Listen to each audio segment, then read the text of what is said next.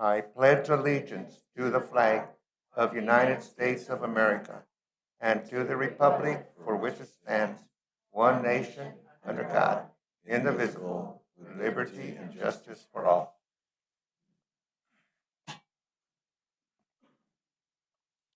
Dear Heavenly Creator, we come before Thee this evening to ask Thee to watch over us, guide us, and protect us as we go throughout our evening. We'd like to say thank Thee for all the blessings that Thou hast placed before us. We ask Thee to watch over our staff and keep them safe and out of harm's way. We're very grateful and thankful for them. Heavenly Father, please allow us to make our decisions for the city of the people and do what's right. And we ask Thee to help us make good decisions and allow us to keep others in mind as we go throughout our evening. And we say these things with all the things in our hearts. Amen. Thank you.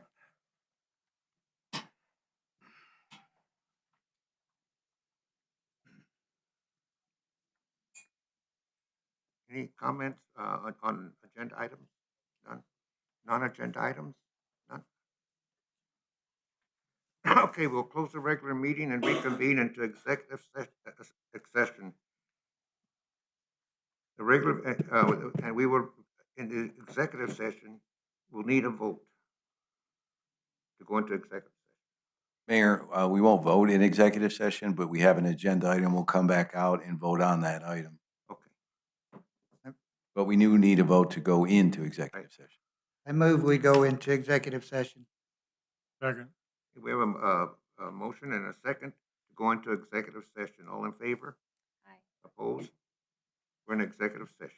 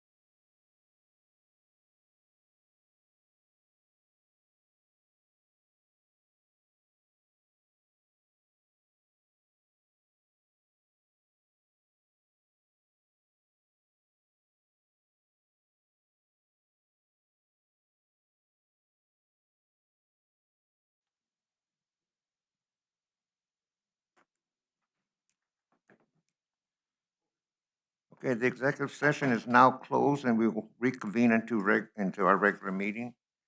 Item number 11, selection of the vice mayor.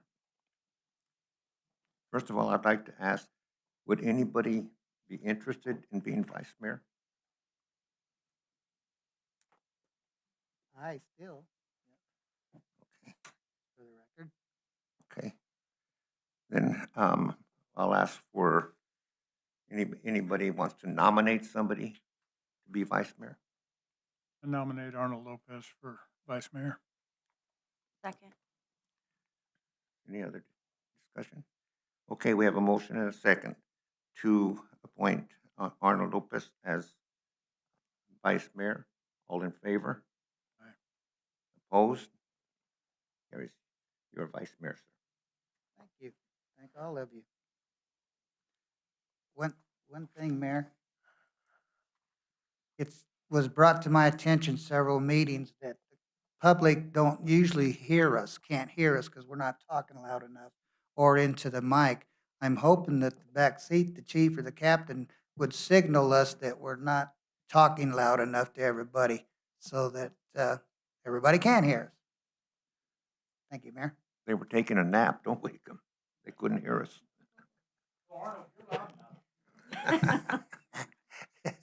Oh, First Sergeant. Okay, we'll move on to item number 12. It's the selection of liaisons. It's for the mayor and the council to appoint council members to serve as liaison representing the city of Safford with various community organizations and committees, ensuring effective communication. We'll need a second and vote to complete the selection of the liaisons. Should we go with, should I just go down the list or what you want to be? That's yeah. I do have before we go over the list, we do have some like the public safety retirement liaison. Mayor Ortega is going to be turning that over, so that's going to be open. And then the rest, everyone can give a discussion on who's interested on what position. So that it does update on the list at your position. Okay, then the first one, Boys and Girls Club, currently it's Luke Arbizo. You still want that? Yes, sir. Okay. Next, the Mount Graham Safe House, currently it's Arnold Lopez. Yes, Mayor, and I've heard of interest by another counselor, and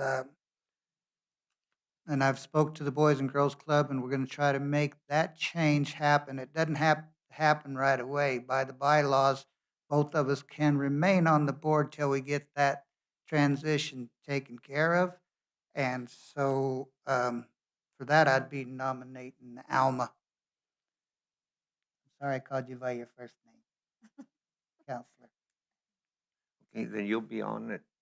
I'll be on it still for the time being until they boot me off, but it doesn't mess with their bylaws, both of us sitting on there. Good choice.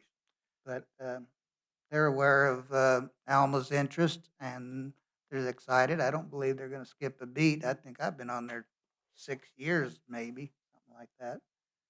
And so I do. I nominate Now this one, Councilman Flores. Is it Flores or Councilwoman Flores. Councilwoman? Councilman, but. Yeah, I say, okay, I have to be Councilwoman Flores. I have to practice because I still can't say Bratner. Councilwoman Flores, I nominate. okay, then we'll move on. The next one is the Pride of Safford. It was Mike Andazola, so that's open. I'd like to do that one.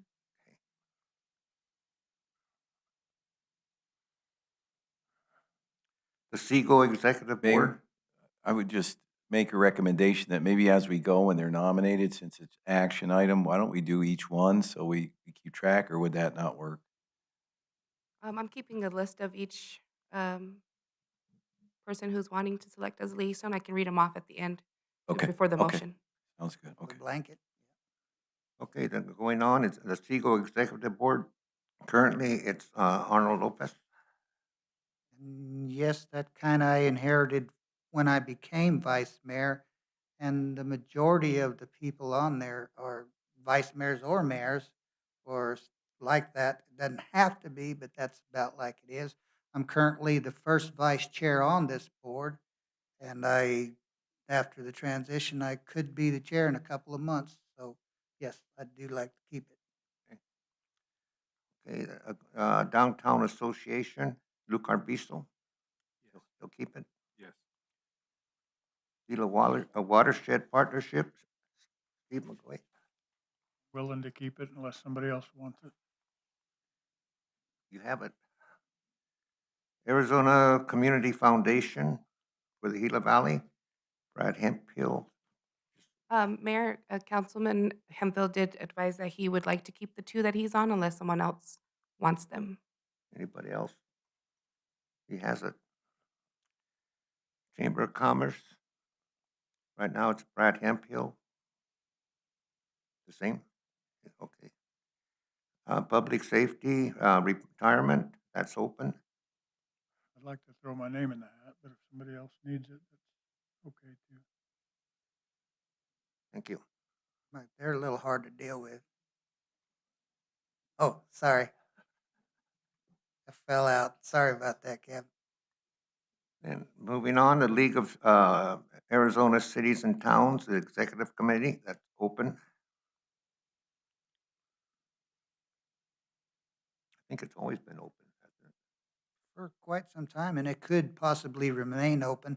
I believe that position would still need to be voted on by the president of the League of the Cities. So just because they're appointed doesn't mean you're going to get on there. And both of them that we're looking at right now, except the resolutions. We'll move on to the League of Cities, Towns Resolution Committee. That was Mike Andazola, that's open. I'll do that one.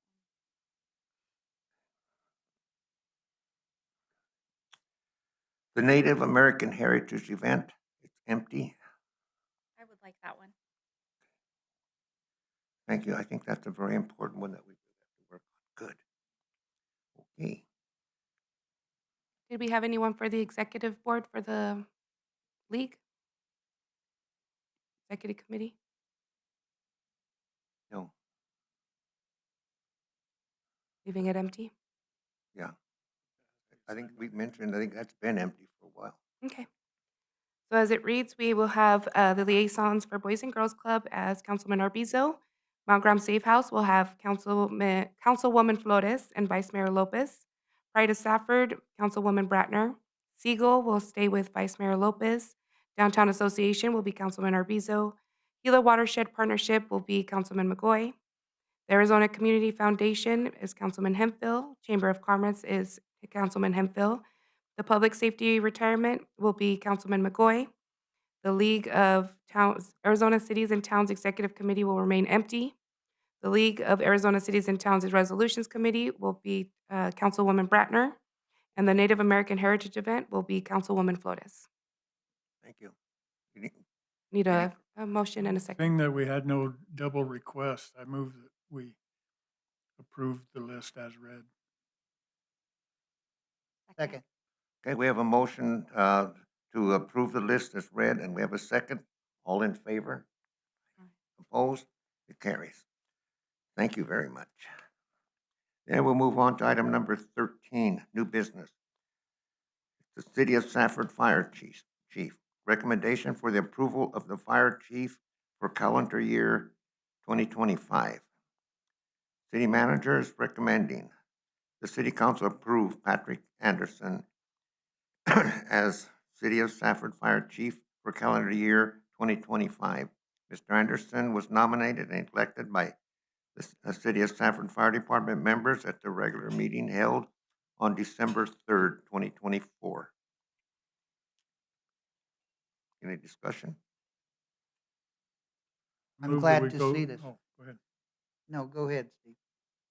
I was just going to move that we go with the will of the firemen and make Patrick Anderson the chief. I think that's an excellent choice. Okay, we have a motion and a second to approve the recommendation of fire chief for the calendar year of 2025. All in favor? Aye. Opposed? It carries. Congratulations. Yeah, Thank you. Mayor, Mr. Anderson is here this evening.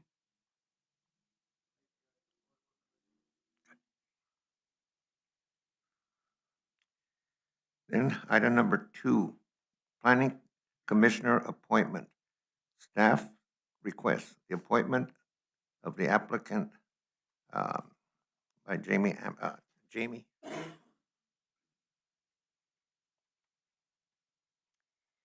Good evening, Mayor and Council. Staff requests the appointment of an applicant to the Planning and Zoning Commission. The strategic goals met are public information and outreach. The volunteers on the Planning and Zoning Commission serve as an important role in reviewing code updates and development project at public meetings. Council passed Ordinance 22-002 to update the appointment process for Planning and Zoning Commissioners, which is in your packet. The Planning and Community Development Director met with our city attorney to discuss the possibility of the Planning and Zoning Commission participating in the selection process. The advice of our attorney is to keep the process the same and add the option of an interview of qualified candidates. After posting the vacancy for 1 month, staff has received 1 application for the vacant position. Staff recommends the appointment of Karina Pino Reyes to the Planning and Zoning Commission. Any questions? I move we appoint Karina Pino Reyes to the commission. I second. Okay, we have a motion to appoint Karina Pino Reyes to the board. All in favor? Opposed? And thank you very much. We're looking forward to all you contribute. Thank you. I don't have any discussion on the appointment, but I would like to straighten some of these selection, the way we go about selecting needs some attention. And we stated this at other times, even some of our other appointments need to be done. Because, I mean, it says here that really the only qualification is to be a Safford citizen and pay taxes. Well, my granddaughter could be a commissioner if those are the only qualifications. So we do need to touch them up a little bit, get going, because this is an important board, and I'm hoping that they remain cohesive. Thank you, Mayor. Thank you. Okay, then we'll move on to item number 3. Everybody have a chance to review the minutes of December 9th, 2024 council meeting?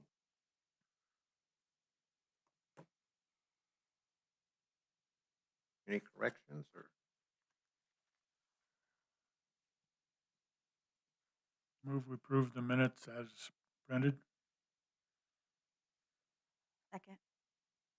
Okay, we have a motion and a second to approve the minutes of December 9th, 2024 council meetings as submitted. All in favor? Opposed? It carries. Now we'll close the regular meeting and we will convene into a work session. Work session.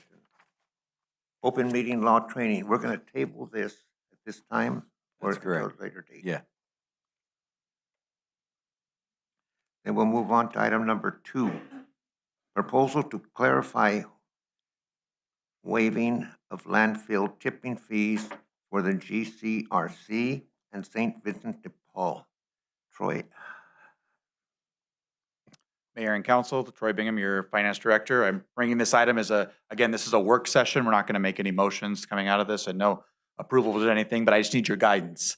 So this come to our attention that we have 2 entities, nonprofit entities in the city of Safford that were not included in the $100,000 donation to nonprofits.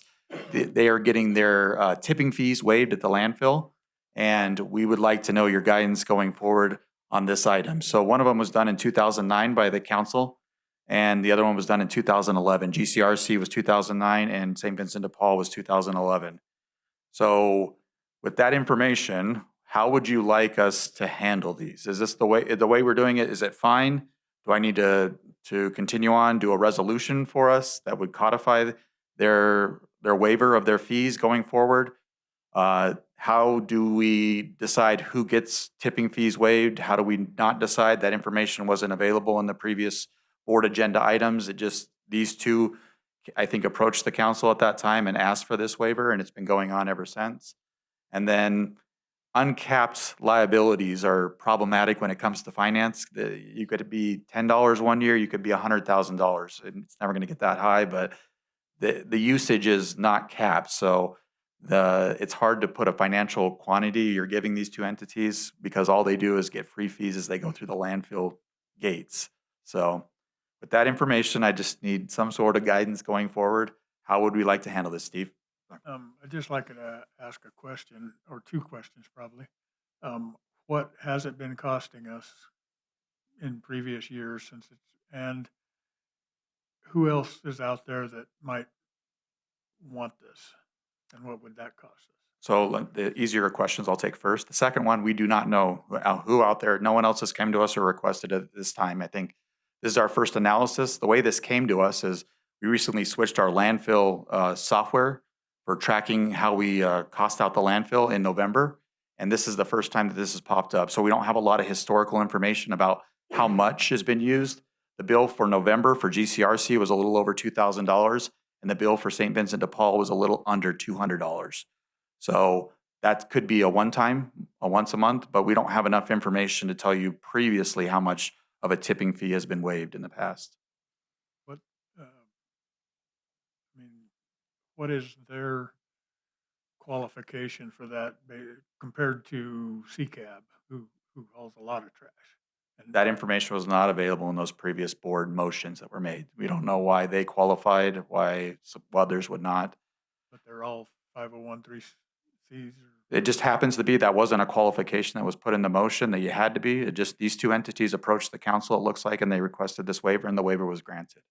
So Do we know if there's any restrictions? Like, are they dumping tires? Are they dumping fridges? Are they dumping stoves?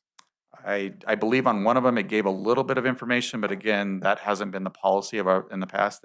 Whatever they bring to the landfill gets waived is what currently happens. Mayor, and if memory serves, one of the issues that came up with the city attorney was that the way that the green light, if you will, was given doesn't hold future councils to that. We would need a resolution, which we didn't have in the past. And in doing the resolution, that would create probably more criteria as to what could or couldn't be dumped. I mean, because technically, if you just say, GCRC, I don't even know if when they're doing renovations downtown, are they taking that debris and dumping it as well? And then, council should consider the context of our overall 501c3 program. I mean, we do a lot of things for various organizations, breaks on rent. We also just instituted a program where we gave out $100,000. That might be a more appropriate location to put a donation in, as opposed to just leaving it wide open and then saying, well, we create a precedent for one or two. Well, what would keep it from others? Well, you'd have a process. They could be part of that process. So two issues. One is the issue of how we give them the ability to do that dumping, which should be by resolution. And the other one is to consider that in the context of what you're already doing for 501 or for nonprofits, essentially, in the city. I'd like to see something a little across the board because SEGO does a lot of work in the community. Is it SEGO or CCAB? CCAB.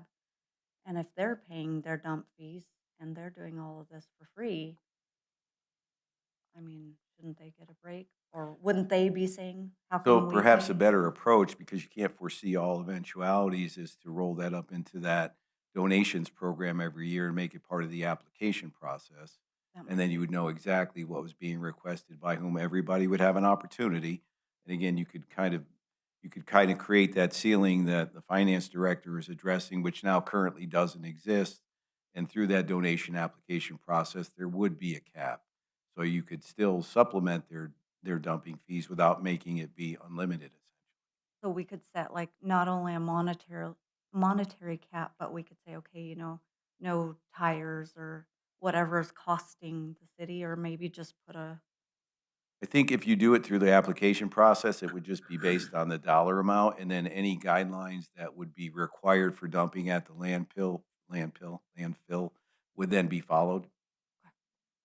I like that idea because I remember with St. Vincent de Paul, at the time that we going through that list for the donations. They weren't on it, and I believe um, we, they tried to submit a letter, but it was late. So I feel pretty sure that um, this next time around, they would make a request for that donation list. That's where I lean for all of them, is be on that donation list. Is this something that we can communicate with them? Like, okay, we're doing it in this month, so you're gonna need to apply because the free dump isn't just Yeah, gonna. whatever guidance you give me tonight, I will try to communicate with them. I didn't want to make any uh, forecast of how this was going to turn out tonight, so we didn't invite them tonight to speak. But any guidance that you guys go forward, we'll approach these two entities, explain the change, and explain what they could expect in the future. But when we came up with this, um, the people requesting donations, we did communicate with them, didn't we? There was, the word was out that that's what. we And were you looking possibly for. could. I think we were looking for cash donations. I think in their mind, these aren't cash donations. This is just a waiver as you come through the landfill. I don't think they even realize the amount of money that they're actually receiving in this, the amount of cost that's being waived. So again, as the city manager has pointed out to you, the landfill is a self-sustaining fund. It has to collect enough fees to sustain itself for the next 30 some odd years, right? So as you waive fees, that becomes everybody else pays a little bit more as they go through the gate.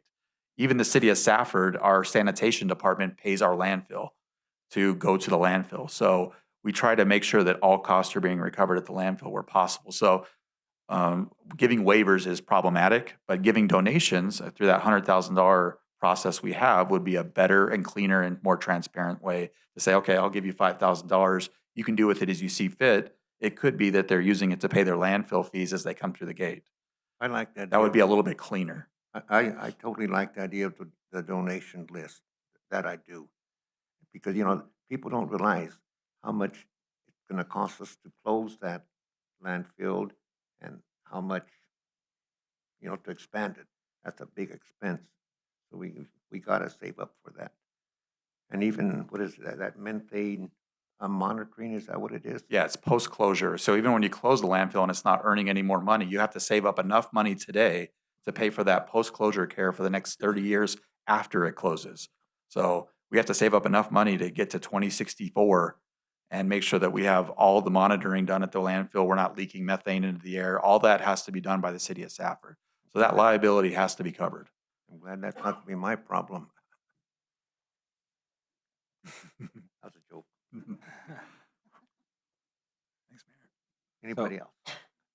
So, we don't have any way of tracking.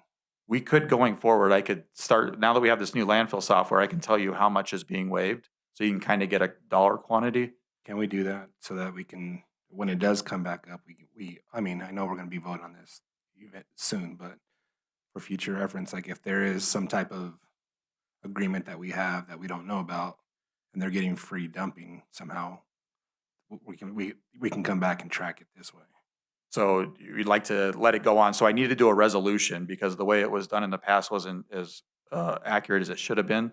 So I'd bring back a resolution continuing the practice of waiving fees till an unforeseen date. And then at some point, we'd make a decision, maybe this item would come up again, maybe as we go through the budget process, so maybe late in June or something like that, we're thinking.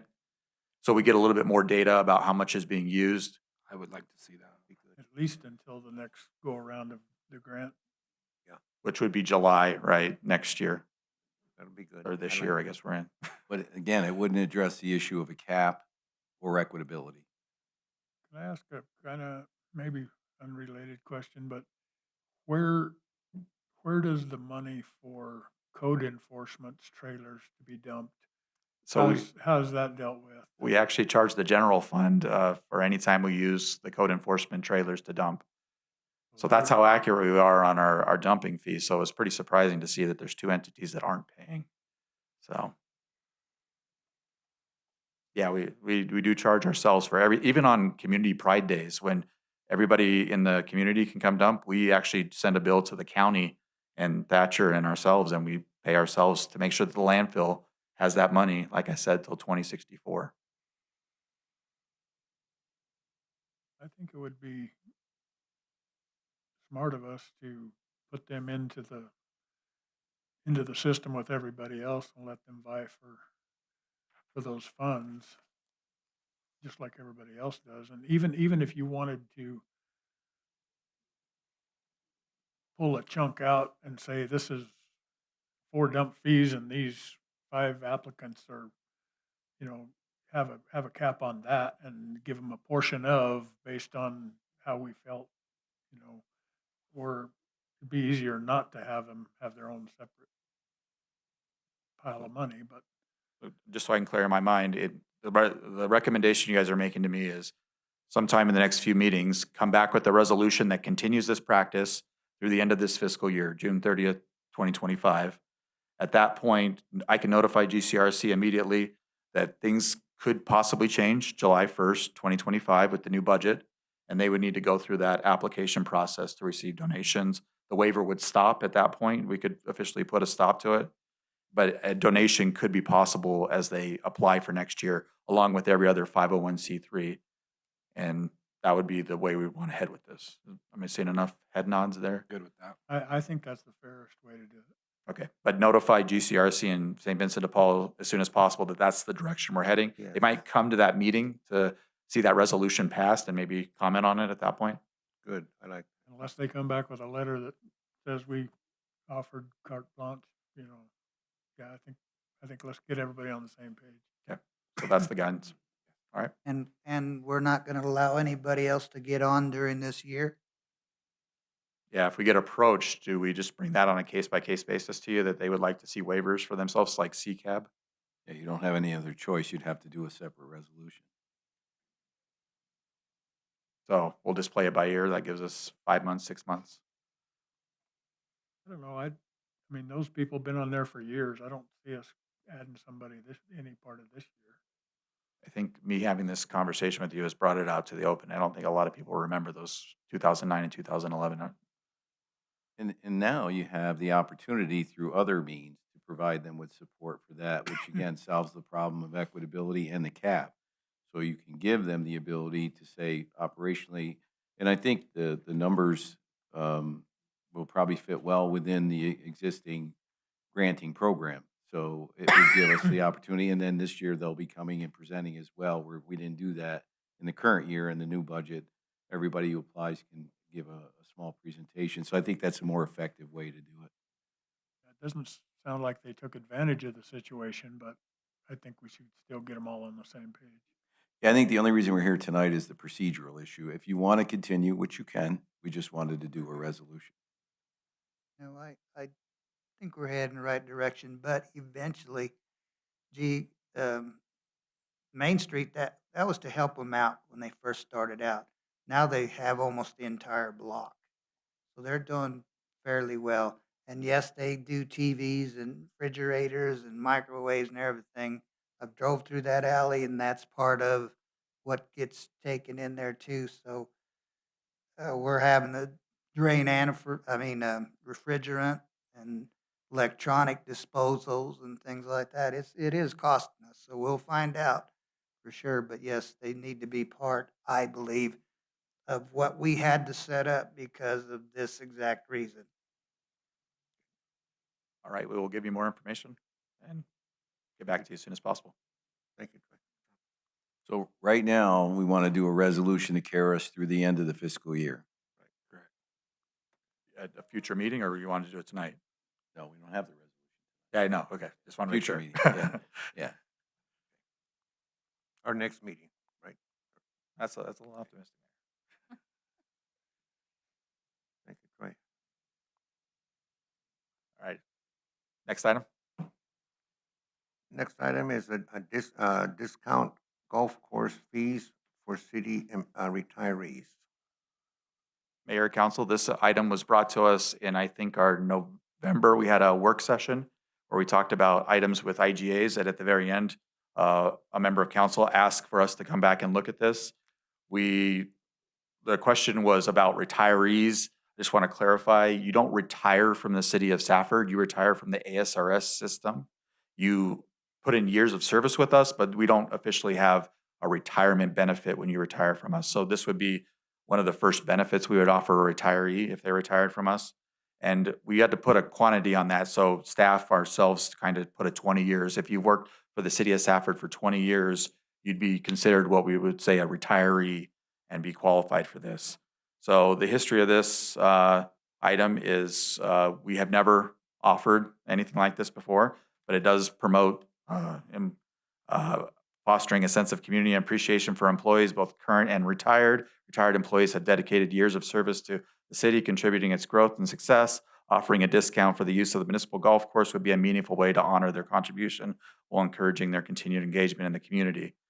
The potential eligibility, all employees former to the city of Safford that worked for the city at least 20 years, the rate that we'd be giving them would be the same reduction that we give on the annual membership fee, equal to what the current employees. So if you're a current employee or a member of council, you do get a discount. It'd be the same discount that we'd be offering them. There would be an application process through HR to make sure that they met these criteria. And the effective period would be for a year round of golf. But when you're offering other post-employment benefits, which they call OPEBs often, you have to look to an actuarial to see what the effects of this will be down the line. And you put something on your financial statements equal to that. This might be immaterial. We don't know how many people are interested in golf when they retire or when they meet that 20 years of service. So it would be hard to quantify that, but it would be a process that I'd have to go through for our financial statements to try to quantify this. So tonight's, again, just a work session, nothing to vote on. We just need guidance on, do you want us to continue? Do you want us to modify the program? What's the direction that we need to go from here? Would this just be, let's say, I don't know, Arnold, assistant manager, and you, let's say all four of you went, one of you is retired. Would that cover just the retiree, or is that going to cover the retiree and all his friends that go along with him? That's a good question. It's however you tell me tonight. So we didn't have a lot of guidance on how deep or needed to go. I think when you're talking OPEB, you're just talking the retiree. If he's offering it to others in his group, that would have nothing to do with the city, and that would be a future discount that wouldn't have OPEB requirements on it. But we could go that way. We did not put that in this resolution or this item tonight, so. What, one of the questions was they would need a valid form of identification. Can we possibly provide that to them, retirees? Or can they purchase it on their own through CMI? CMI. They do ID forms. Well, the copy in place, am I saying it right? We haven't thought through the logistics of it, but again, HR would have to vet who meets that 20 years of service. At that point, we'd have to identify, I believe we send the payment, so they would pay the city, and currently for employees, we send the payment over to our golf management company so they can get their annual pass. And I think the golf management company produces the ID that goes with that once you pay for that pass. So I would imagine it would work kind of the same way. If HR says you qualify, we would send that information over to our golf management company and they would issue the ID at that point. And other things to think about. The annual membership for the employees, that's only annual. So the golf course also offers for the citizens other programs too, like if they only play during the week, that's one rate. If they only play on weekends, that's another rate, and that makes it less that they pay for. There's also, if they have their own cart and they rent the building, an annual fee of like $500 to have their own cart there. There's other factors involved in here. The employees they're just getting a flat rate annually. This is the actual sheet that our employees fill out for their annual membership. We'd be offering the same thing to a retiree. It does have the no cart. It doesn't have the off-season seasonality, but it does have the family no cart. It has the employee with the trophies. So it does have some different variations. So we could expand it and offer a seasonal, on-season or off-season pass, but that would be changing even our employee program at that point. Yes, it'd be changing it there. But it'd make it cheaper in some ways for our employees too. Correct. If you're offering it to one, you'd offer it to both, right? Yeah, so if the program's possible, because they only want to play during the week or only on weekends. That's a cheaper rate. That's something for the employees in general that's not being offered now that I see this. And it is offered out to the golf course, to the general public. So I don't know. First of all, I don't even know if you guys want to do this for retirees, but we could look into that too if it would help lower costs. You have an idea what I mean? Yeah, there's the public. They can pay annually for playing during the week, annually for just on the weekends. That's not offered to the employees in the way this is. So it looks like this program is like a flat 20% off of whatever the going rate is. Is that right? Except for, he is correct, there's another type of pass that citizens can get that is not explained on this chart.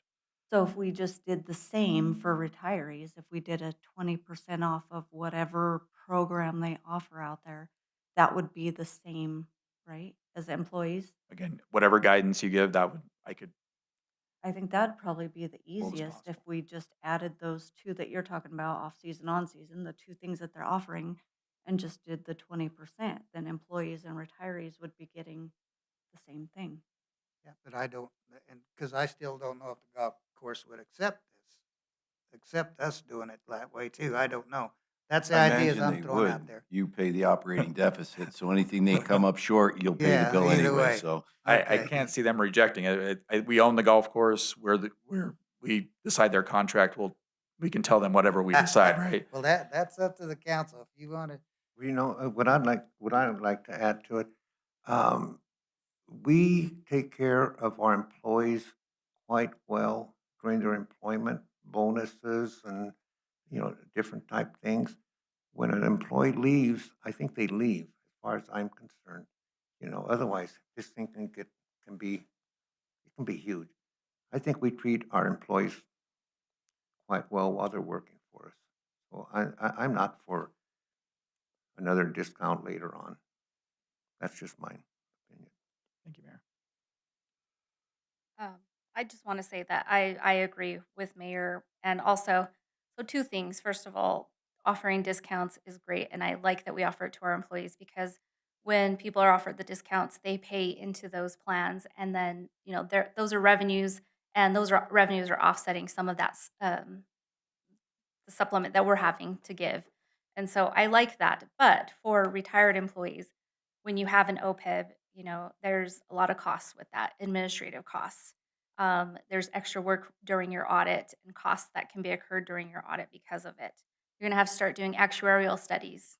I believe every 2 or 3 years you'd be required to do actuarial studies, which would be another cost to us. And so in my opinion, I agree, once the employee is retired, OPEBs have been offered at the city of Safford many years ago, and we've gotten away from that. And I believe that that's where I would stand. I would prefer to not have any post-employment benefits after they've retired.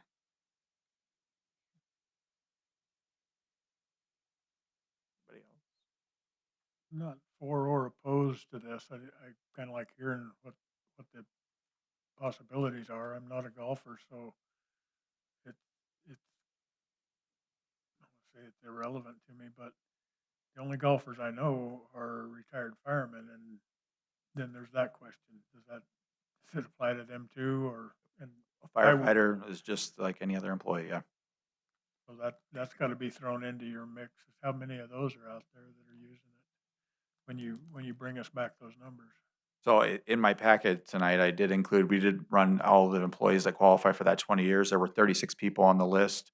4 of them are already passed away.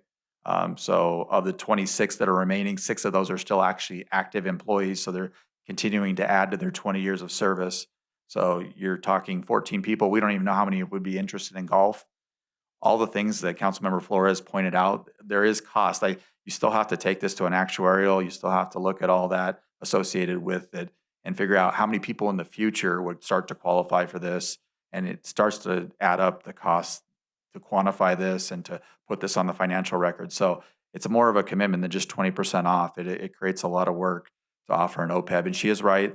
We are finishing up one OPEB that was offered years and years ago at the city of Safford. We still have 3 employees that we subsidize their insurance until they hit age 65. So once that's done, then there'll officially be no more OPEBs at the city of Safford unless we create this one. So I'd like you to consider that as going forward. There is a cost outside of what we're just talking about tonight. How much, I mean, I don't want to put you through this if it's, but it would be nice to know what this is going to cost or not cost. I mean, It'd how be how hard. much work is it for you to figure that out?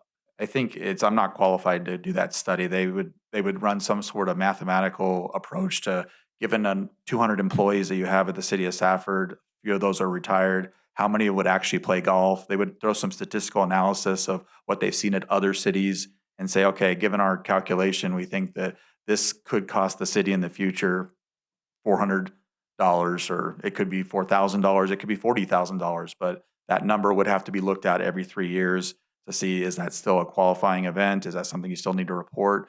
$400 would probably be immaterial. $4,000 could be immaterial also, but $40,000 could be material. I wouldn't know until they ran the same numbers that we ran and tried to guess how many people would actually take advantage of this. But there's only 14 eligible now. Yeah, right now, that's really you're talking about. I think I'm going to go with them on let's let it die. Are we running those actuaries now on the employees that are taking advantage? Since it's only 3, like I talked about, it's become immaterial, so we don't actually need to do any of that anymore. So it'll, I think our last payments, I think we have one next year, and then we're done. Oh, So no, I meant for the golf, how No, the we're employees not- are getting the golf discount. that's not an OPEB, that's a current benefit. You can do whatever you want with a current employee because that gets ran through their payroll Gotcha. and shown on there. So these are it's when you retire and you no longer work for the city, the federal government or the IRS wants to know what kind of benefits you're giving these people. So it's still a non-cash benefit. So how much is that costing us any for this membership for employees right now? I don't believe there's a lot of people that take advantage of this, 1 or 2, that actually pay City for the pay membership. anything? It's again, the 20% off is you're taking from your own pocket. Because like the city manager pointed out, we pay the golf course, we subsidize any losses. So whenever someone doesn't pay full price, we are subsidizing that. We're paying that loss. So our current losses at the golf course are anywhere from $200,000 to $300,000 if you don't even talk about the water that goes on there. So there's already losses occurring at the golf course. You add 2 more people to it, so I guess you lose $240, it looks like, for an annual membership. So you lost $440. I was just looking at, I think the other municipalities, their employees get the same discount as a Safford employee. So I was just kind of seeing if we could do something like that, but, We are unaware of that, so. Thanks. well, I work for another municipality and I saw it, so. Okay, congratulations. Well, I'm just saying, I mean, city is, I don't know how they do employees. that because we actually run the golf course and we pay for the losses, so thanks for the information. Yeah, I'll let you know that. I was wondering. So the question is, do we even want to do it or we don't want to do it? Got 3 that don't want to do it, so if there's another one, we don't do it. There's a little bit more I'd like to know about it, but I don't want to put him through the hassle of figuring it out. Well, I think what he's saying is he can't. Someone else would have to do some kind of actuarial study, and you'd have to That's an project in expense terms that's going of, to double or triple what we're doing. yeah, number of employees. And I think that's where these OPEBs run into trouble. They may sound good at the time, but over time, the user base tends to accumulate, and so that's where you start to run into issues. And you may not, you just don't know upfront. I don't really think that somebody's going to start golfing because it's 20% cheaper or quit golfing because it's 20% more. I mean, I think whoever's golfing is golfing, and let's let it go. So we're kind of in the middle, it seems, a little bit. I mean, we could always bring an item for a vote. Why don't we do that? Bring it Yeah, and back for a if vote. there's any additional information that we can provide, we will, but that way, Do you want me to include what Vice Mayor talked about, that additional discount for off-season? Or just keep it as the way that we presented it tonight with the current schedule that we currently offer our employees. And my recommendation is if we go there, let's make it part of the upcoming budget process and have it be a change of benefits for the employees. And then I wouldn't just do it. I would make it part of the budget cycle. I don't want to be overburdened if it's only 3 people, so. Right now it is. It could be more in the future. Okay, so you'll bring it back a resolution for us. Immediately or during the budget process, I guess. It sounds for the like nothing's budget changing right now. process. That'd be okay, because if we want to do it, if we want to have the benefit extend, then I think that would be a good subject for the budget process itself. Then we'll budget for the additional benefit. And as part of that, we can have a separate resolution that then says that additional benefit then is available to individuals who have accumulated 20 years of service with the city of Stafford. And exclude other municipalities. No. And make sure we're getting reimbursed for their discount. Yeah. What's that? Make sure the other municipalities are reimbursing us for the discount they're giving their employees. That would be a good question. That's not there. Yet another one. Okay. All right, so let's do that. I think that's the consensus. We'll make it part of the budget process. We will expand so that the benefit to the employees mirrors the benefits that are available to the entire public. And then as part of that process, we can discuss whether or not we want an action item to allow an additional benefit to those who have put 20 years of service in with the city of Safford to receive that same benefit. I was hoping Brad could have a shot at it too, because he may say nothing and we're done with it, so. Well, and again, if it there's some way we doesn't can hurt to talk do the him work. when he comes. It doesn't hurt for us to do the legwork, and that way you can actually vote on it. And All maybe we right. can do a little more homework on our end too. Okay, then we'll go ahead and close the work session and reconvene it back into our regular meeting. Thank you, Troy. Item number 17, Resolution R 24-038. It's a conflict of interest policy. Good evening, Mayor and Council. This is a request for Mayor and Council to adopt Resolution R24-038, a resolution adopting an updated conflict of interest policy that includes gift and solicitation provisions and eliminates the separate gift and solicitations policy. Notable changes in the new recommended policy include the following: thorough examples of prohibited activities, the responsibility of all employees, disclosure, audit, procurement, and gifting processes. The recommendation is to adopt Resolution R24-038, which establishes an updated conflict of interest policy that includes gift and solicitation provisions.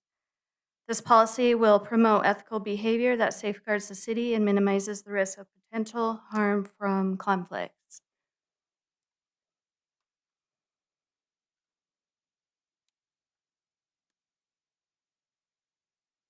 Anybody have any comments? I just have a question.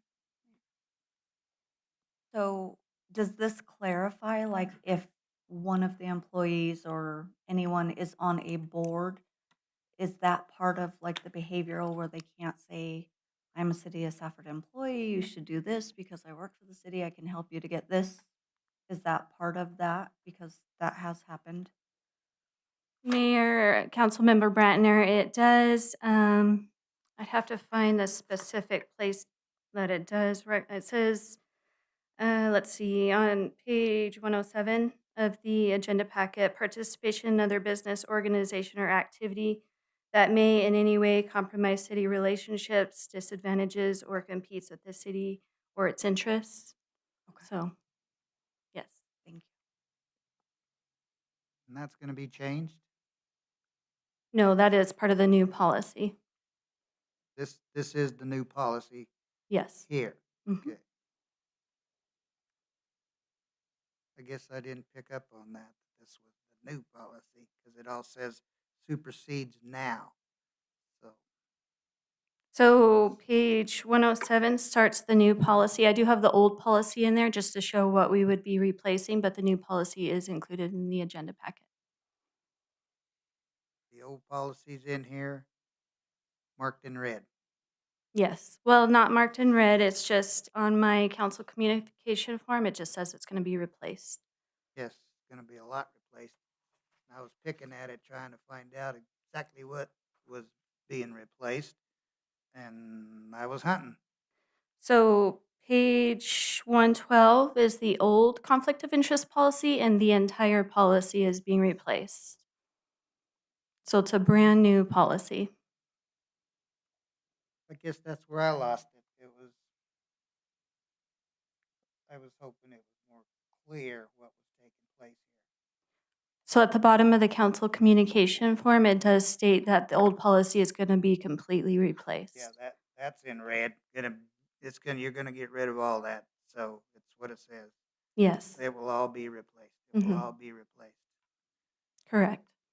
Yeah, just having a hard time figuring that out. Um, Mayor Ortega, Vice Mayor Lopez, is there something particularly? I think that the idea in some of these where we've replaced in its entirety would have meant that you basically were redlining the entire old policy and then reinserting. So there's not a one-to-one correspondence or editing of sections. It's basically an entire rewrite. So in that case, she's providing the old policy so you could read it in its entirety and replacing it in its entirety with a brand-new policy.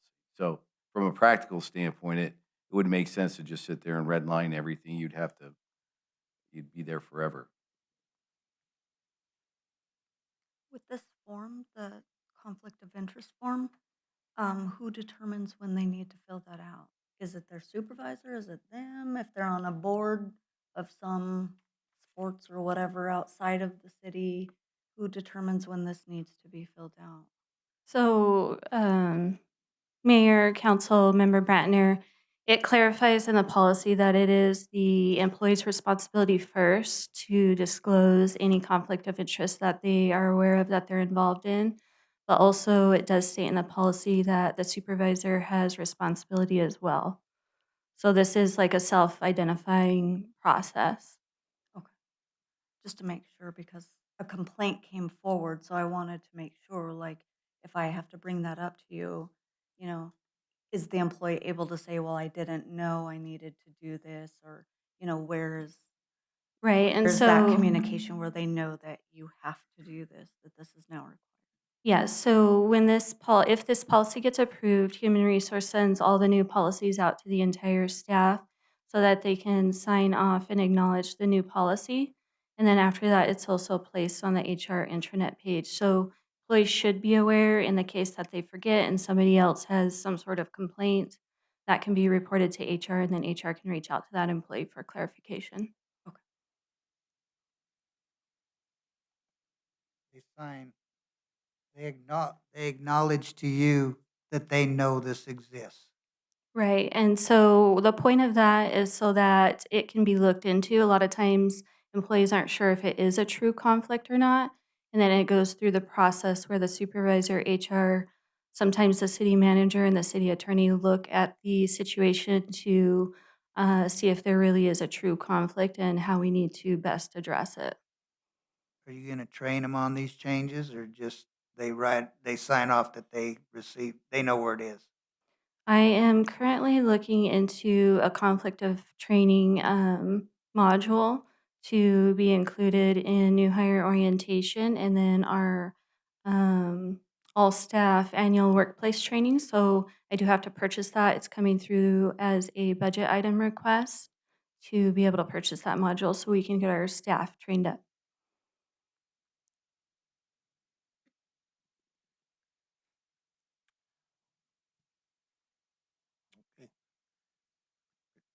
Okay. Anybody else? I move we approve resolution R24-038 for the conflict of interest policy. Second. We have a motion and a second to approve resolution R24-038, the conflict of interest policy. You can read it. Oh, we will add a vote. All in favor? Aye. Opposed?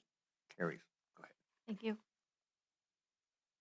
Vice Mayor, was that an opposed vote or in favor? You kind of raised your No, hand it was after. a no.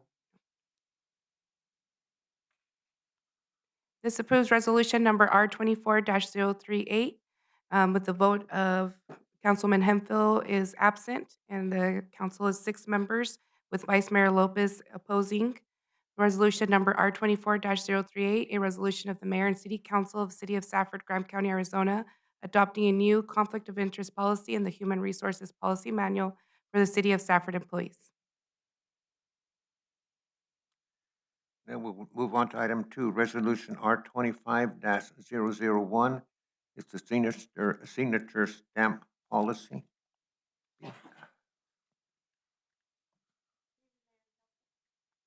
Let me turn on my mic. Good evening, Mayor and Council. This is a request for Mayor and Council to adopt the signature stamp policy. Currently, the City of Safford does not have a process or policy for the use of a signature stamp for the elected officials. As part of an ongoing effort to improve the administrative processes, the idea of using signature stamps for certain documents has been proposed. This policy will provide a clear guideline on when and how the signature stamps can be used, who is authorized to use them, and what safeguards will be in place to ensure that the stamps are not used improperly. The analysis for this item is the proposed policy is designed to balance the need for efficiency with the requirements for security by allowing authorized personnel to use signature stamps for specific categories of documents. The city can expedite its internal approval process, particularly in cases where there's time-sensitive decisions that needs to be made. The recommendation from staff is that mayor and council approve resolution R25-001 for the signature stamp policy.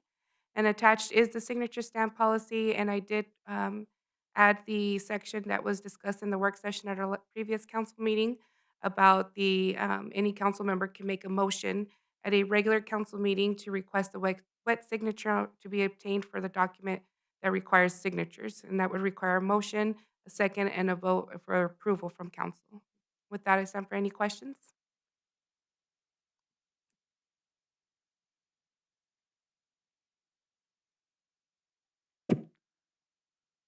This doesn't achieve what it was all about, so, and it's not gonna achieve it.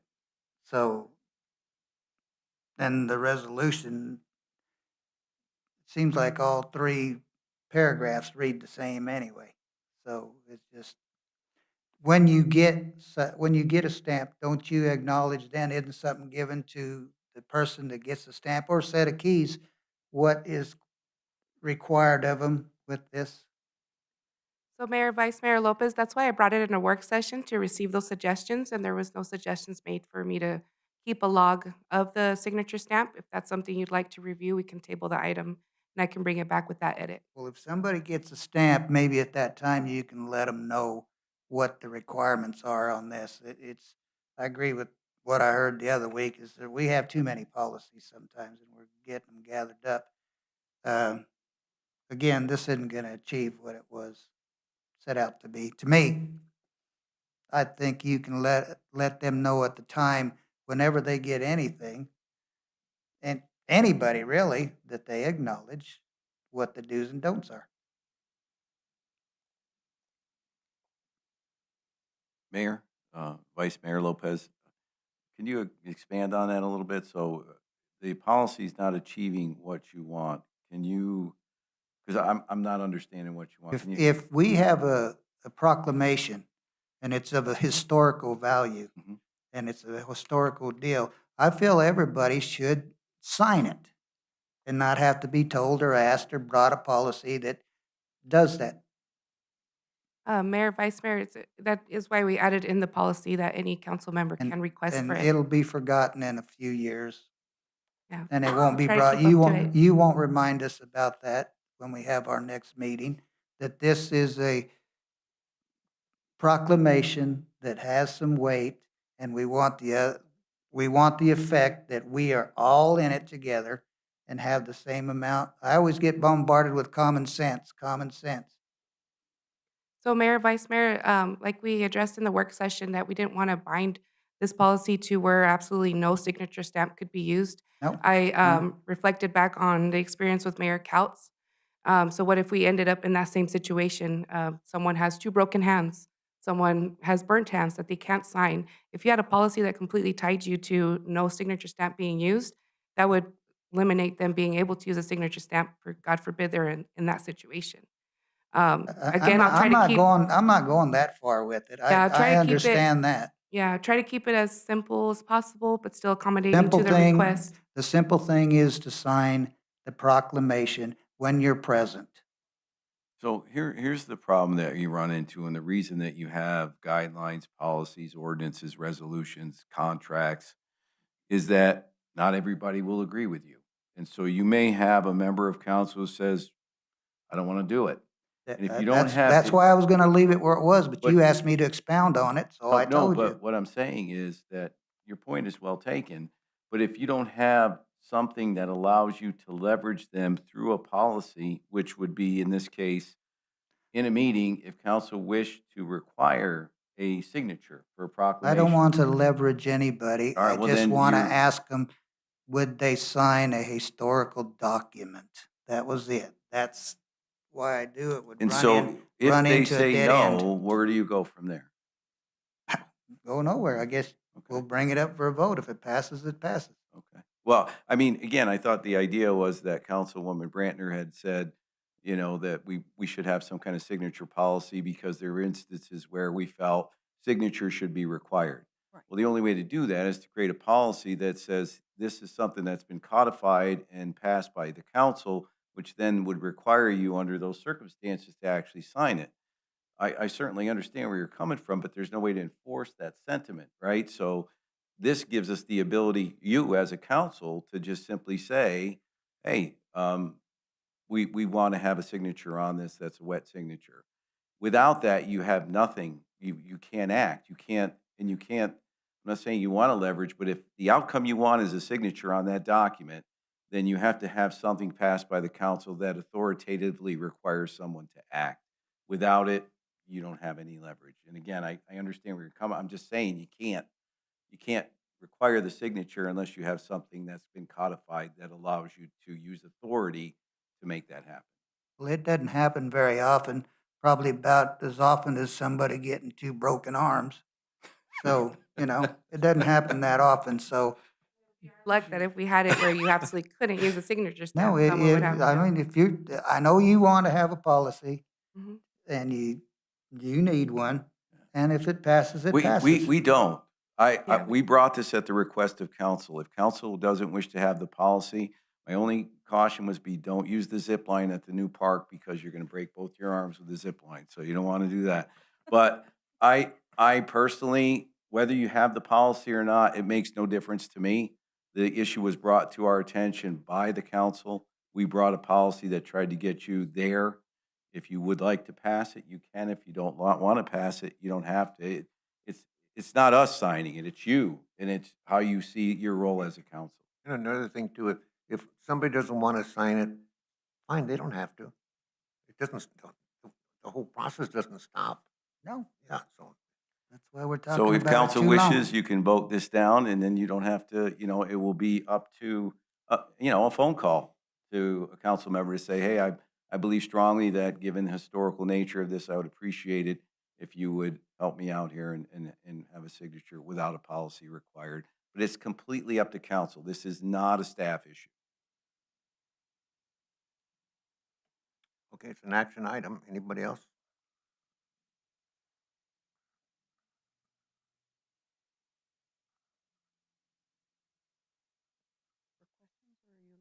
Well, looking for, it's an action item. Are you looking for a motion? Mayor, I motion we pass Resolution R25-001, the signature stamp policy. We have a second.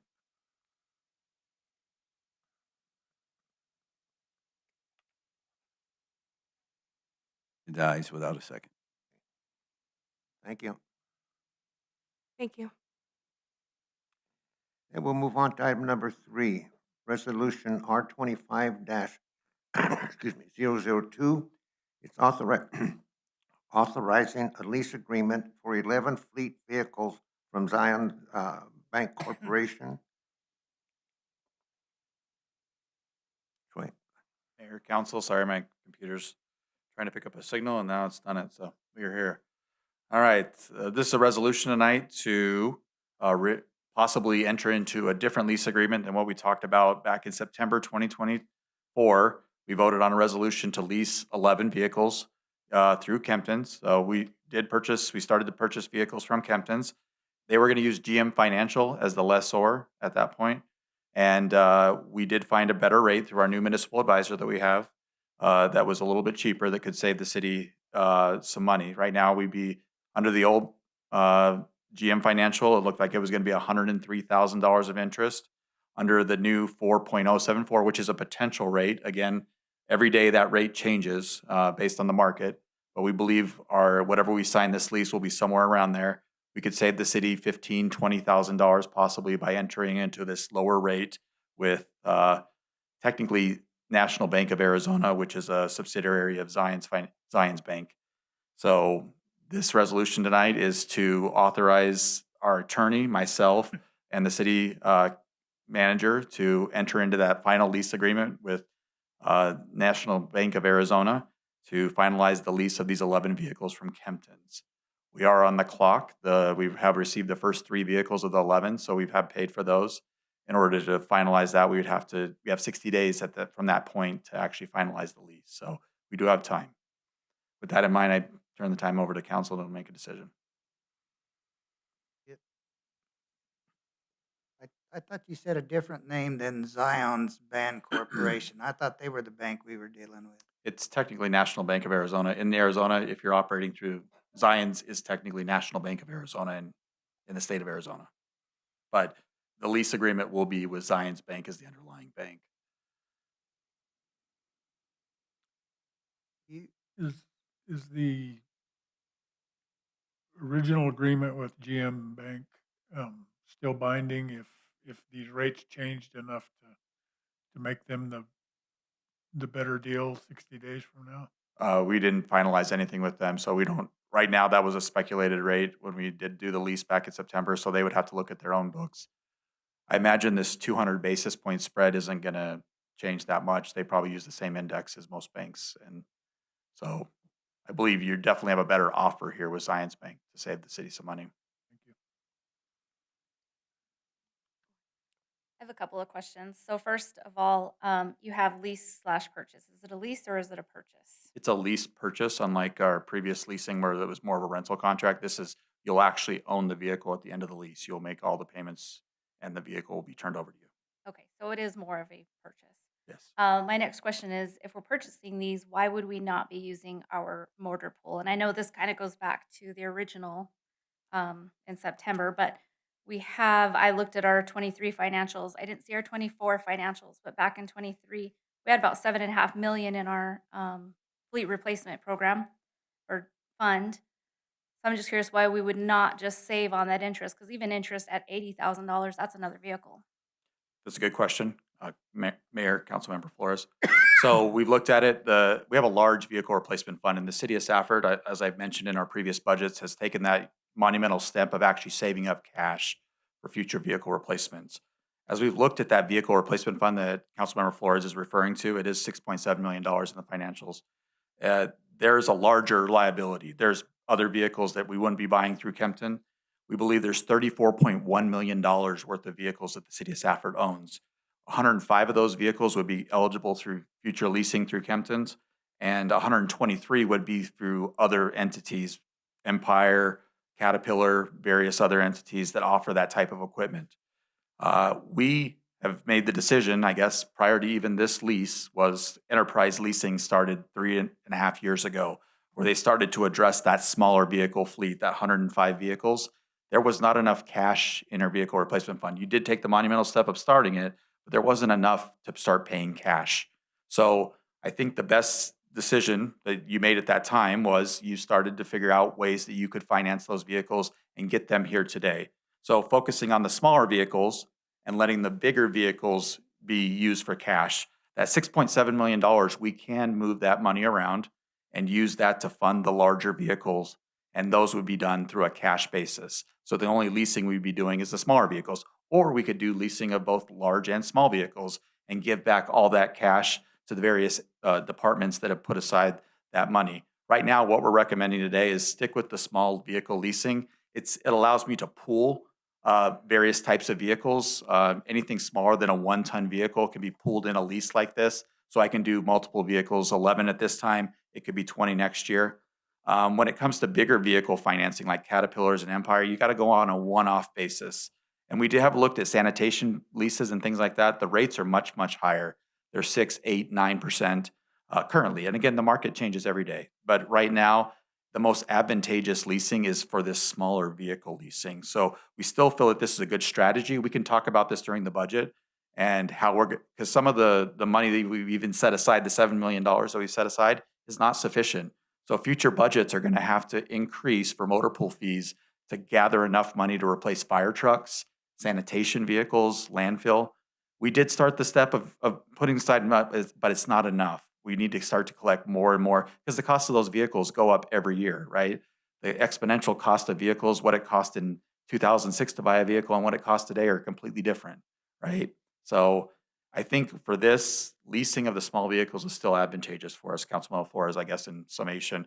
But we can talk about this during the budget. We could talk about more leasing for the big vehicles, or we could talk about getting off of this leasing program for small and focusing maybe on the larger vehicles. But right now, I think our best bet is still small. Okay, and the contract with the Zions Bank does have there's no fee if there's early payment if we decided to pay off the. So we haven't finalized the lease. I can make sure that that language is out there, that there's a no prepayment penalty is what you're looking for. I don't know if their rates are based on that. I don't imagine most banks are not going to hold you to that. If you want out, they'll let you pay them off and get out. But I can make sure but we haven't finalized that lease agreement. This is just a resolution giving us authority to move forward and make those steps. So I can look for a no prepayment penalty as we move forward. Thank you, Troy. With using this new municipal advisor, did we have to pay them to do this negotiation to get us So- the low rate? In his fee schedule, he actually focuses most of his fees on bonds. You did have to pay our municipal bond attorney to finalize this, so you'd have to do that in either case. They would have to do the GM financial lease. So, but for the municipal advisor, there's currently no fee that we have paid them for this. This is just part of what you get when you have a municipal advisor. How do we build that 7 million? I'm not sure where the money comes from to build that pool. So you'll notice in the budget, as you go through every department, there's a motor pool fee that has a certain dollar amount. There's been an estimate that's been gathered each year. It was a long spreadsheet that was created multiple years ago. I think in talking to Councilmember Flores, it was even before her time in 2009. Yeah. So they've been gathering money and setting aside cash to pay for vehicles. The problem is that the spreadsheet, when you had a useful life for a vehicle, say 10 years, and you kept the vehicle for 14 years, those last 4 years, the price kept going up on the vehicle, but you weren't setting aside any of that change. So the fund has slowly gotten more and more out of balance. It has a good start to it. $7 million is a good start on $34.1 million. We just need to shore that up with the bigger vehicles and those prices that have been changed dramatically. We need to make sure that we have enough for future replacement. So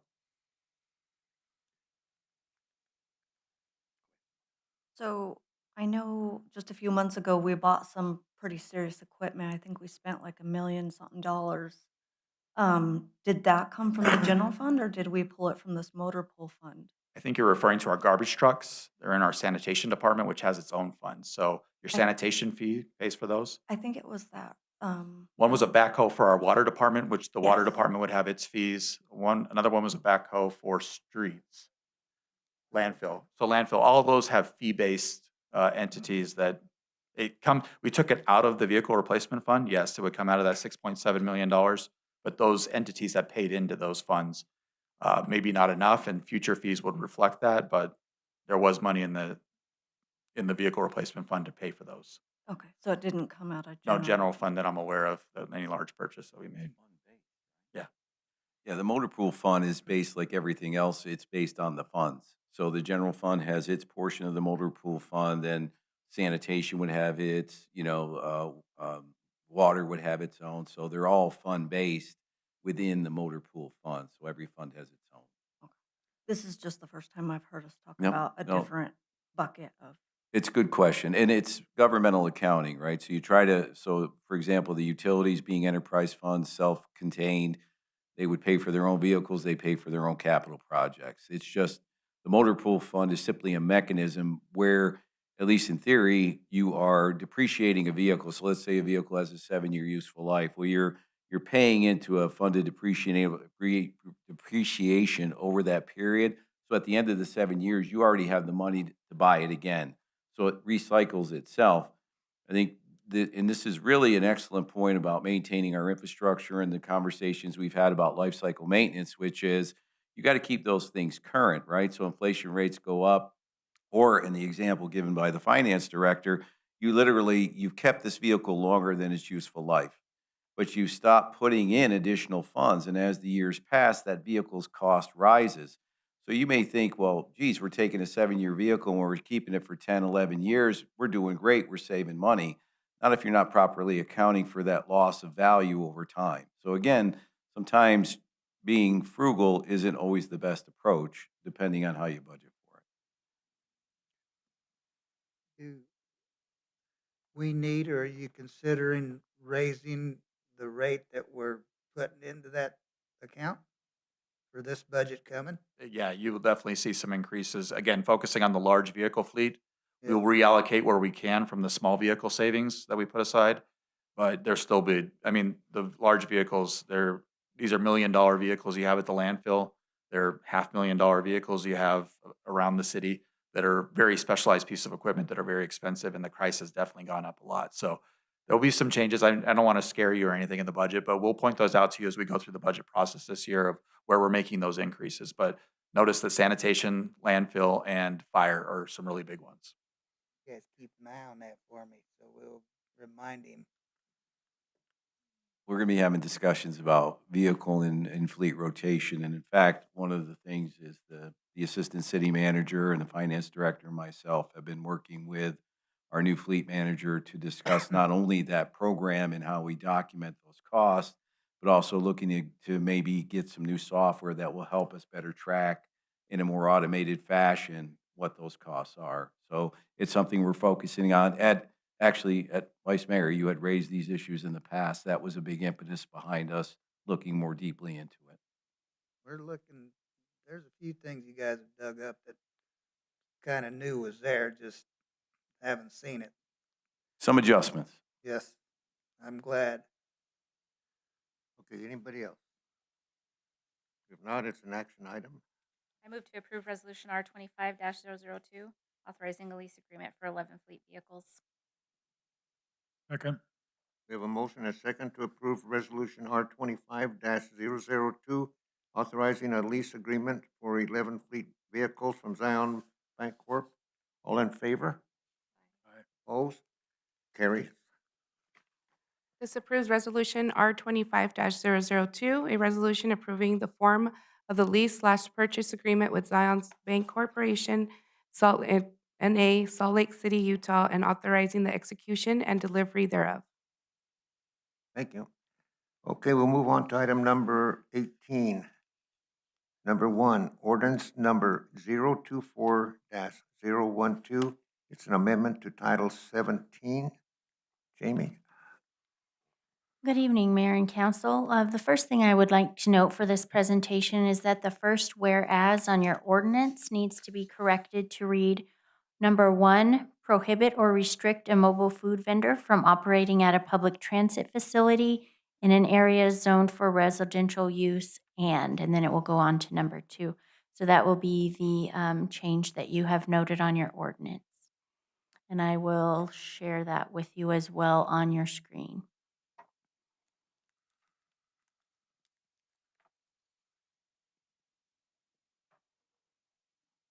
I will not share that with you.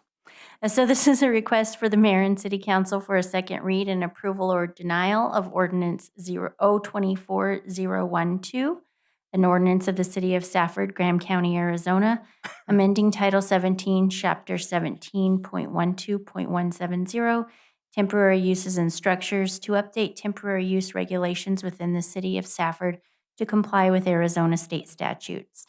The goals are growth and development. You'll notice that the fourth bullet point on your background and analysis is the restriction of operating a mobile food vendor within 250 feet of a residentially zoned area was removed after the first read and discussion with council, and you'll note that it is removed on your Exhibit A for the ordinance as well. Staff recommends a second reading and approval of ordinance 024-012 with an effective date of February 12th, 2025. In your packet, you have the ordinance 024-012, which I have read the update to at the beginning of this presentation. You also have Exhibit A and Arizona State Statute 9-485.01 that required the changes. With that, I will stand for questions.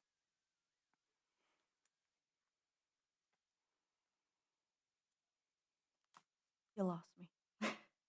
You said you took out the 250 feet, but when I'm looking at the ordinance and you said number 1, it still has the 250 feet. Is Yeah. that taken out now? Yes, ma'am. Okay. And Mayor and Councilwoman Brantner, that's why I read that at the beginning. It was not taken out before the packet went out. Okay. It has been removed in the official copy. Okay, gotcha. Now I'm with you. Did we distribute a hard copy of the update or no? So I did send it out through email, the revised copy, and it's also being displayed up here where it was removed. And apologies for the confusion. We just noticed it today. So there was the whole discussion at the time when we did the first read was that we wanted to restrict them in residential areas, but we wanted to take away the buffer. And so that was the goal. And in some cases within the document, it was removed, and some it wasn't. It should be removed throughout, and that is the intent.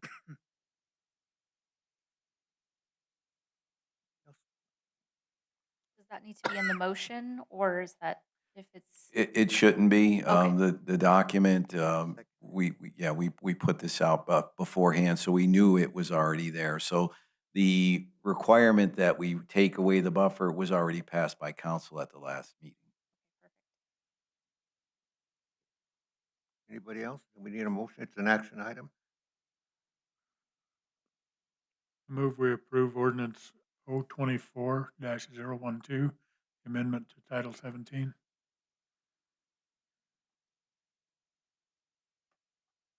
Second. Okay, we have a motion and a second to approve ordinance number 024-012. It's amendment to Title 17. All in favor? Aye. Opposed? Carries. This approves ordinance number 024-012, an ordinance of the City of Safford, Graham County, Arizona, amending Title 17, Chapter 17.12.170, temporary uses and structures to update temporary use regulations within City of Safford to comply with Arizona state statutes. Thank you. And we'll move on to item number 2, ordinance 025-001. It's amendment to Title 17 zoning. Jamie? Yes, Mayor and Council. This is a request for the Mayor and City Council to hold a first read of Ordinance 025-001, an ordinance of the City of Safford, Graham County, Arizona, amending Title 17 zoning, Chapter 17.20.010 of the Safford Municipal Code to comply with state statute. The goals are growth and development. Background: in the past legislative session, zoning regulations and the time that municipalities processes take to complete was a focus for legislators.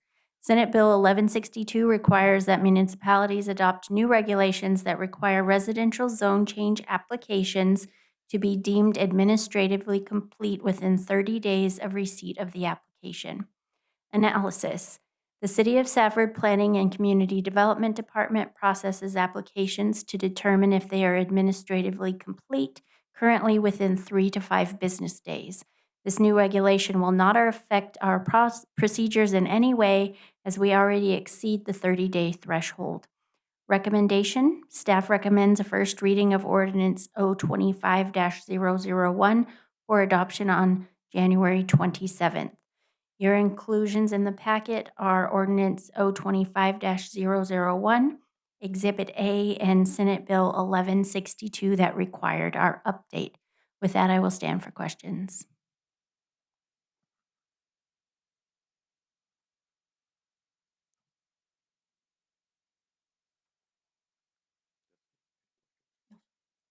I move to approve the first reading of ordinance 025-001, amendment to Title 17 zoning. I second. Okay, we have a motion and a second to approve ordinance 025-001, the amendment to Title 17 zoning. All in favor? Aye. Carries. And we'll move on to item Oh, number Mayor, 9. You needs to read it. I need to read Oh, it. sorry. This completes the first reading of ordinance number 025-001, an ordinance of the City of Safford, Graham County, Arizona, amending Title 17, Chapter 17.20.040, application for amendments to comply with Senate Bill 1162. Thank you.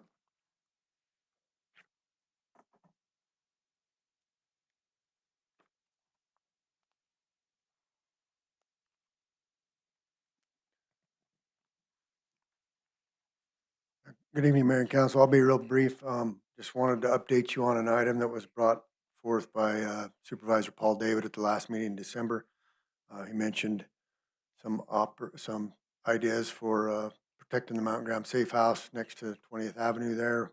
We'd already looked at that a couple times with the director, and when they were building that road, and maybe it slipped by, and we just kind of let that go. And we went back and looked at it, come up with some ideas, and if I can get my screen to share here, I can share some updated photos of before and after pictures. Some of you may have already been by there and seen what we've done.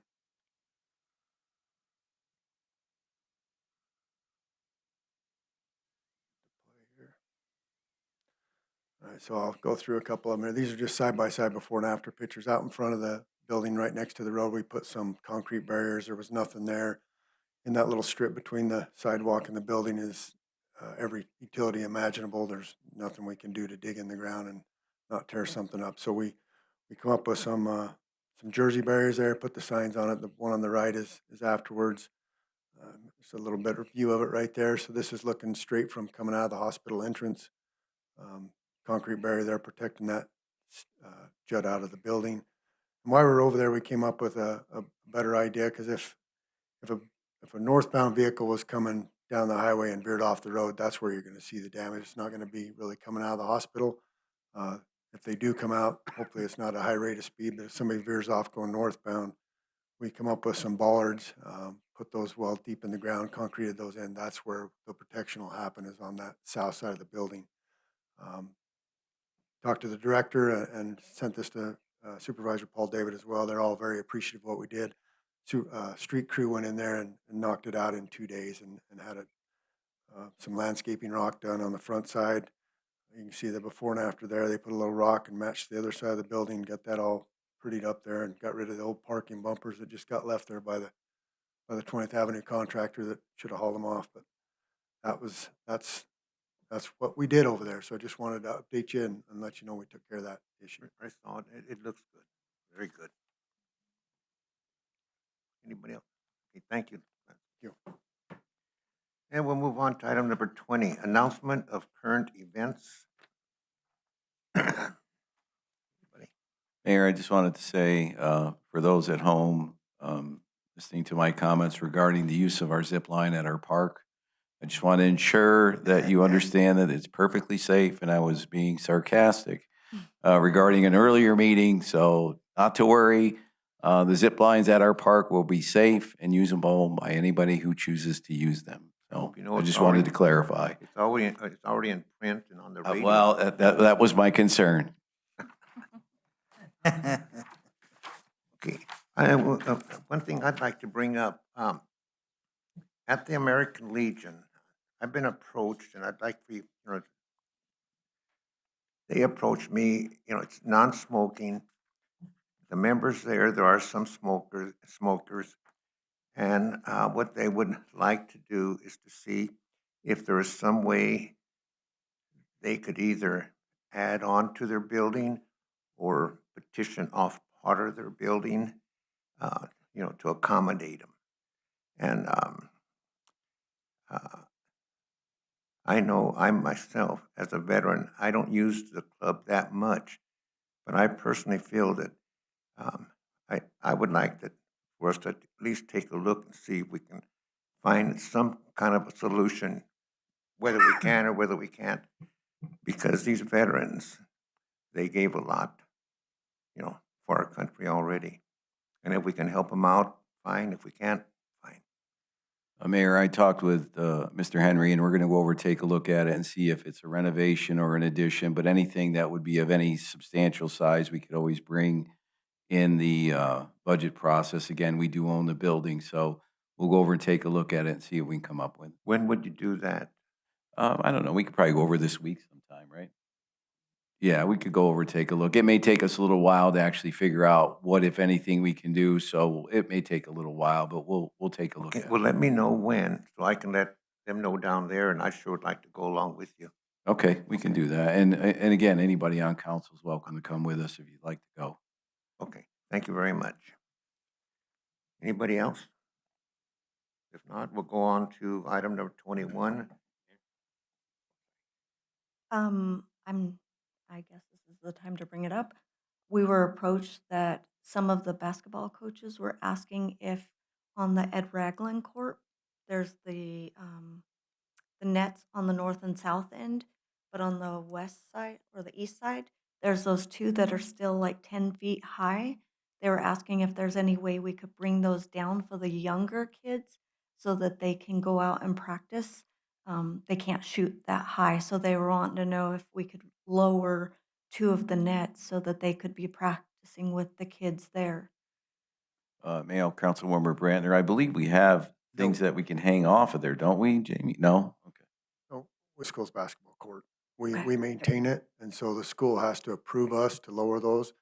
And if they don't approve it to lower it, so if we lower those down, adults are gonna hang on them, they're gonna bend rims and break backboards. We can do it if the school wants us to do it, but it's their call since they own the court, we just maintain it. Okay. So we have when's our meeting with them? This month? We have an IGA meeting, we have a quarterly meeting with them to discuss our ongoing work with the school, and we're gonna have that discussion with them, and if they approve it, then we can go ahead and lower one or two of those down, so. Okay. I'll pass that along.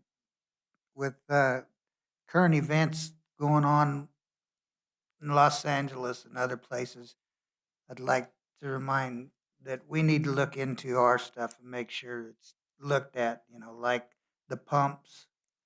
And because they were saying when they lost power, they lost the pumps. We do have generators. And just maybe time to look at that. I don't know if all of them have the same voltage values to where one generator can fit all of them. I know some generators are on site, but that does concern me. Not only that, but anything emergency. When we had the hailstorm, I still remember Mayor Couts out there with his own backhoe cleaning branches and stuff. Just would like to look into our own emergency situations. Mayor Ortega, Vice Mayor Lopez, couple things. I know we do have some devices that allow us to run some of the pumps. We'll look into ensuring that they all are approachable and that we, get the proper energy out there to keep them running. But also, we're also working on an emergency operations plan, which will be looking at a lot of that stuff. So we'll be bringing to council a plan that will look at those types of situations comprehensively. Thank you, sir. Okay, number 21, request for future agenda items. Anybody? I would like to see some quarterly financials or some quarterly reports. I know that sometimes it takes some time to get the quarter closed out, but if we can even just see some very high level financials quarterly. Sure, we can take a look at that. Can we do it as part of the new budget cycle, or are you looking for, obviously, we'll do end of year, but, During the budget cycle would be fine. okay. And the only reason I ask is because there's a lot of things on their plate right now with the auditors and stuff. So again, we would do obviously end of year, and then hopefully we could get something starting fresh in the new year. Okay, sounds good. Does that involve quarterly sales tax? Yeah, I would say yes. Council currently gets that on a monthly basis. I don't think we've gotten that for a while. Okay, I'll take a look at that. We're think supposed to we've be gotten it sending, once. we're supposed to send emails because we used to keep it on the website and we kept not seeing that council would know where to go. And so the request I made was that it be sent out on a monthly basis. We could take a look at that. Yeah, I've gotten it once.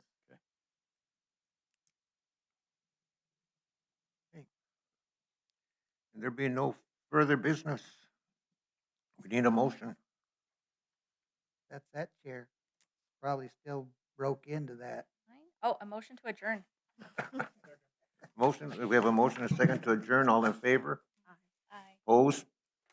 That chair kind of has a habit.